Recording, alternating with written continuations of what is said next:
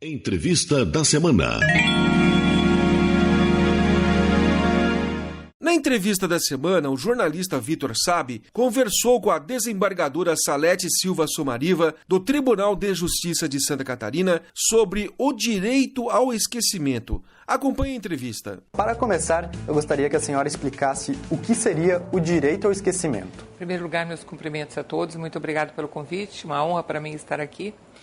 O direito ao esquecimento, na verdade, é aquela situação, é uma questão até da dignidade humana, né, da tutela da dignidade humana, quando se tutela esse direito que toda pessoa tem de ter o seu passado, onde e quando for praticado talvez atos ilícitos, não volte depois de décadas, depois de 20, 30, 40 anos, ou até 50 ou até 60, como existe um caso do Brasil, que ele volte à tona e com isso ele ocasione assim, severos prejuízos morais à família, tanto da vítima ou como do acusado, porque normalmente quem já cumpriu uma pena, ele pagou sua dívida com a sociedade a alto preço.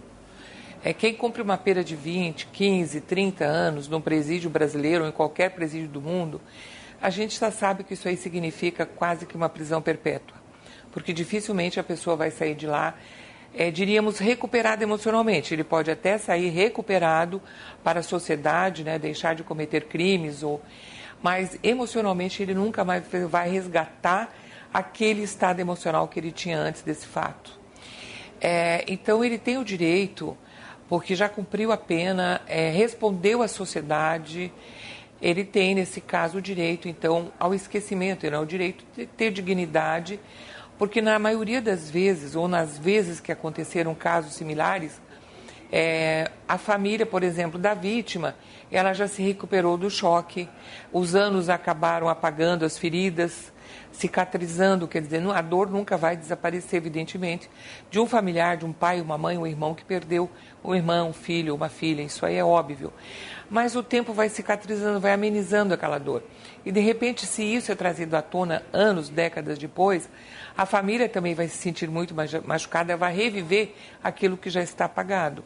E quando se trata vamos dizer, do autor de um fato, quando ele sai do presídio, ele vai buscar reestruturar a vida.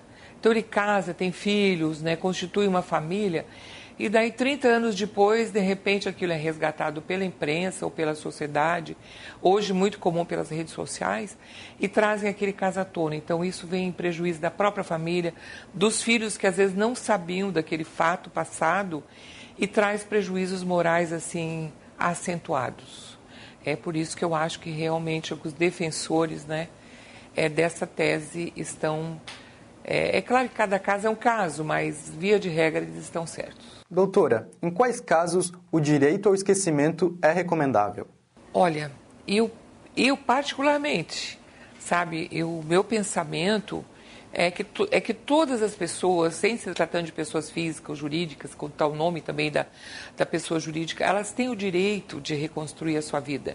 Elas têm o direito de refazer o seu nome. Eu não quero dizer que elas não devam ser penalizadas, não devam sofrer os ferretes da lei quando necessário. Elas têm, evidentemente, que pagar uma dívida.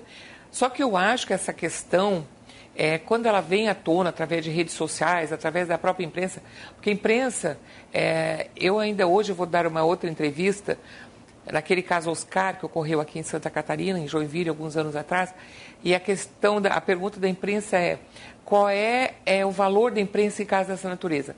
Eu acho que a imprensa realmente não é à toa que todo mundo diz e que é dito e conhecido e reconhecido como a imprensa é o quarto poder. Realmente, ela tem uma influência na vida das pessoas muito grande, na vida dos brasileiros principalmente. Ela sempre traz, 90% dos casos a imprensa traz benefícios, mas em alguns casos, revivendo isso, assim, e até eu acredito que não seja assim uma coisa que não seja salutar, documentários, às vezes as pessoas têm curiosidade, mas mesmo trazendo esses fatos que ocorreram, né, fatos originais para um documentário que vai ser exposto ao país todo, acaba trazendo prejuízo. Então, eu entendo que todos os casos sabe, o direito ao esquecimento ele deve ser preservado. E nesses casos, quais seriam os principais danos para a pessoa que teve as suas informações divulgadas? Os danos eles são bastante extensos. Eu sei de casos, por exemplo, que houve uma desestrutura familiar total, um caso que foi levado, acho que através até das redes sociais, não foi caso de documentário, nem filme, nem um programa de televisão lá sobre os crimes que ocorreram na década de tal ou em outra década, mas um caso que foi trazido e isso aí foi muito polêmico, o casal acabou se separando, um dos filhos do casal tentou suicídio, porque ele não sabia daquelas questões. Então, é muito relativo, depende da cultura e da educação. Né? Talvez para algumas pessoas que elas têm uma linha de educação, uma cultura diferente, às vezes até é interessante, sabe? O papai vai aparecer na televisão, aquela coisa toda. Agora, para outras pessoas, né, que já têm uma formação diferente, isso realmente vai ter uma repercussão muito grande. Então, a repercussão psicológica na família, nos filhos, nos vizinhos, a ponto da pessoa não ter mais o afã para sair, para dar um passeio, para chegar à rua, chegar na janela, porque o vizinho da frente está dizendo, ele cometeu um crime, ele matou. Então, essa repercussão é muito grande. E mesmo é uma repercussão financeira. E eu digo isso porque a pessoa também no trabalho, isso aí vai ter uma repercussão. Porque hoje nós vivemos numa sociedade totalmente crítica. É uma sociedade que não aceita nenhum tipo de erro, nem no presente, passado e futuro.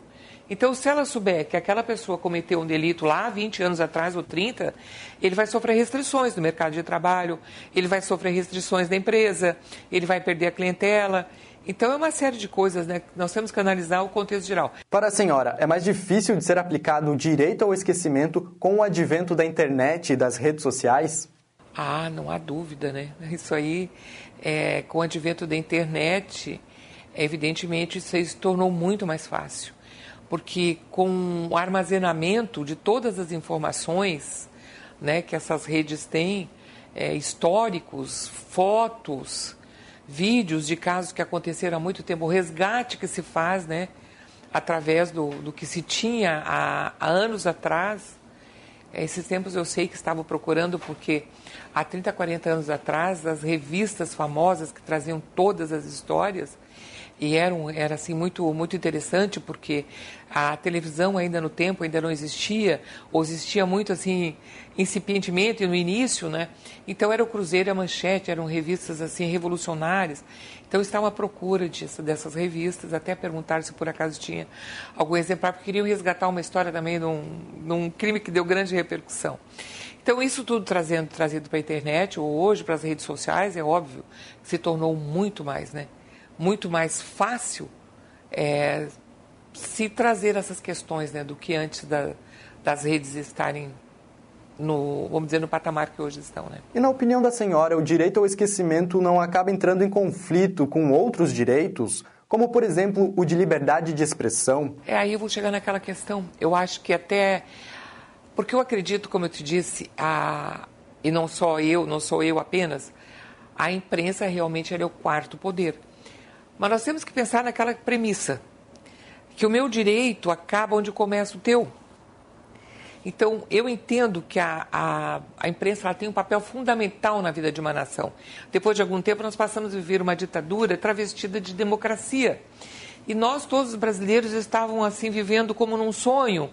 E a imprensa teve um papel fundamental, acordou. Foi um acorda Brasil, acorda brasileiro. A questão é essa, está acontecendo isso. Então, eu reverencio a imprensa por isso. E todos os brasileiros devem fazer isso. Porque ela trouxe a verdade, ela trouxe à tona a verdade.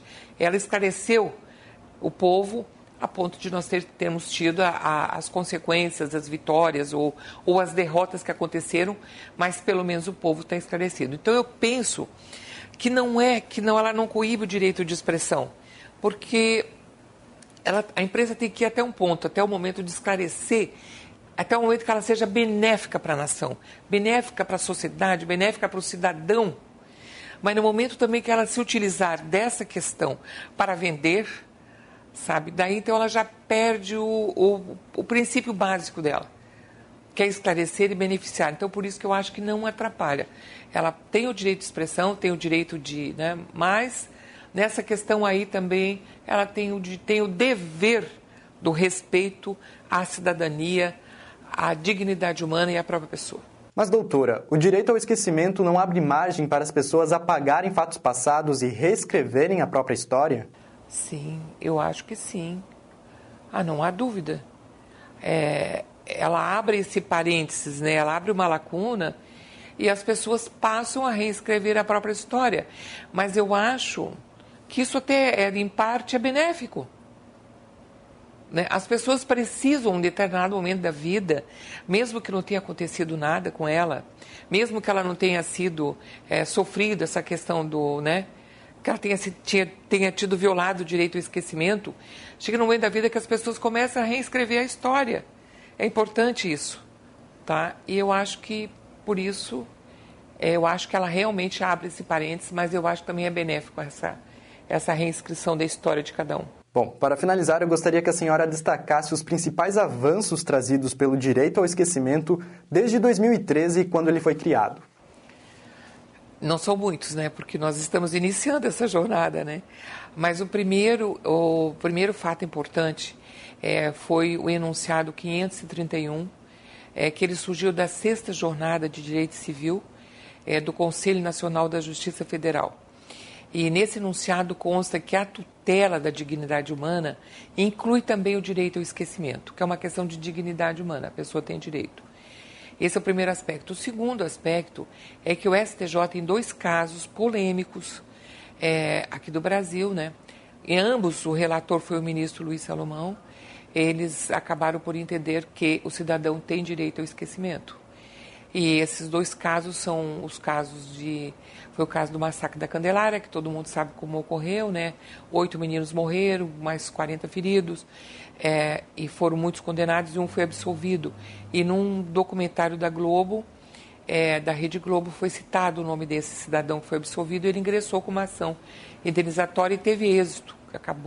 A Globo foi condenada a pagar R$50 mil para ele por ter o nome, né, não ter sido esquecido, o fato, né, pelo direito ao esquecimento. E outro caso é o da Aida Cury, foi um caso muito polêmico. Ela foi estuprada por 2 jovens, um era menor. Eu lembro muito bem desse caso. Eu residia na capital de São Paulo na época e foi através dos meios que haviam na época, que não eram muitos meios de empresa, mas foi assim, muito rumoroso, em função da idade da moça também.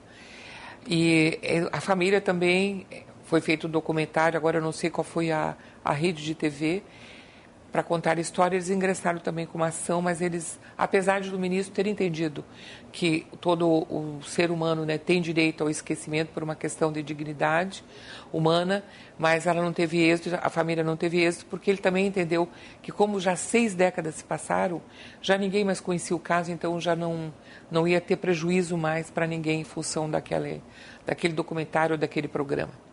E a própria lei da internet, né? A lei da internet, ela veio normatizar uma coisa que precisava ser normatizado, né? E ainda tem muita coisa a ser normatizado. Mas ela normatizou de modo que, depois de 2014, o provedor ou outros profissionais não podem mais retirar ou manter no ar, nas redes sociais, vídeos, fotos, matérias, né? Simplesmente porque alguém pede, eles não podem fazer isso. Toda matéria, todo vídeo, toda foto que quiser ser retirada, tem que ser requerida ao juiz, um juiz de direito, e o juiz que vai determinar. Então, eu acho que os juízes, normalmente, claro, têm feito isso, né? Até por uma questão também de dignidade, uma questão moral, uma série de coisas, uma série de valores, né, que envolve essa questão.